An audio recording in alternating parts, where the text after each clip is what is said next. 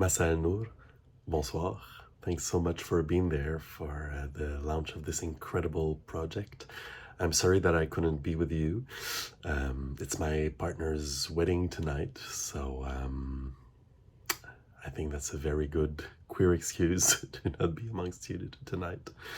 But I'll be reading for you a little bit of my piece, Maraschino Cherry. Here's how it goes.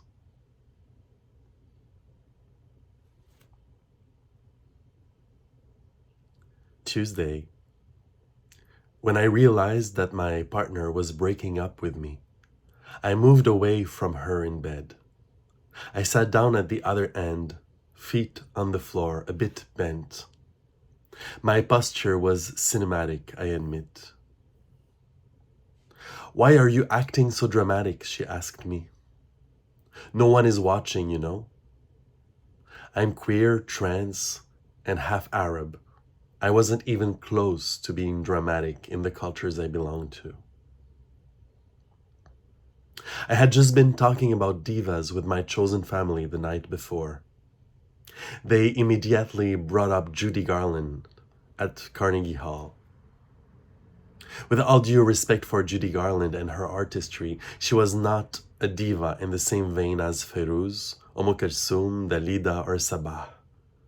Being a diva in the Arab world is existing on another plane. It's a grandeur of presence beyond human nature. The word myth is too weak, too Dungeons and Dragons.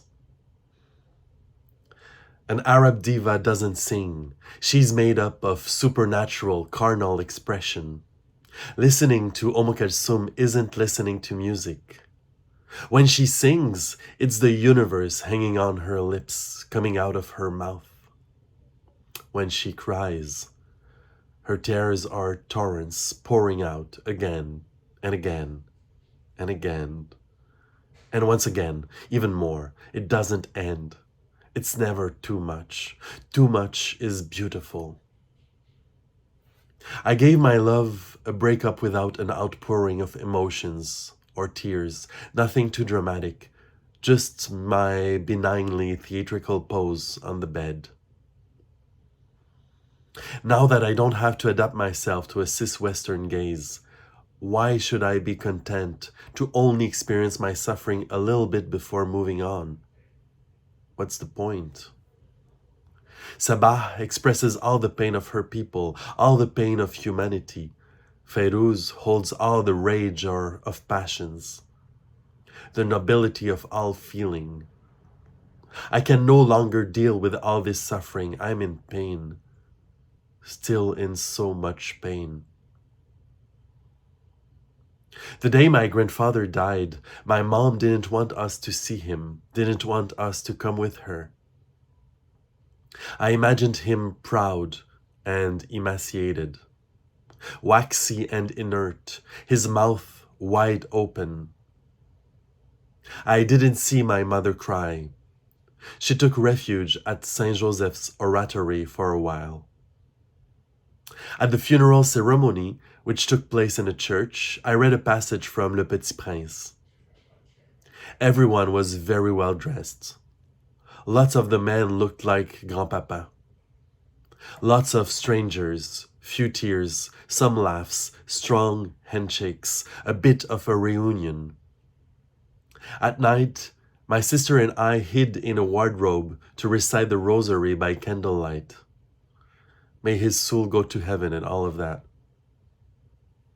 We really loved Grandpapa and his beautiful baritone voice, especially when he read Snow White to us in the basement. One day my prince will come, and all of that. The day of Geddo's death, his son, his daughters, his grandchildren, his daughters-in-law, his son-in-law, everyone was in black, dressed up nicely in his room at the Jean Talon Hospital. My dad, the head of the family, standing by his side. 3 of my aunts kneeling and praying in low voices.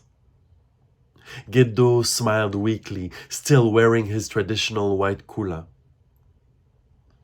His chest rose with difficulty, breath after breath.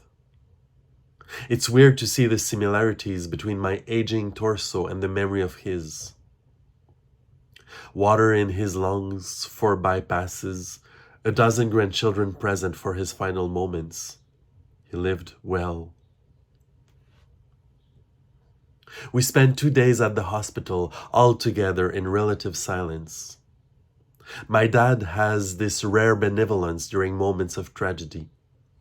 He reigned in the hospital room, the heavy smell of death, underfinanced modern medicine, an acrimonious mix of tacky perfume.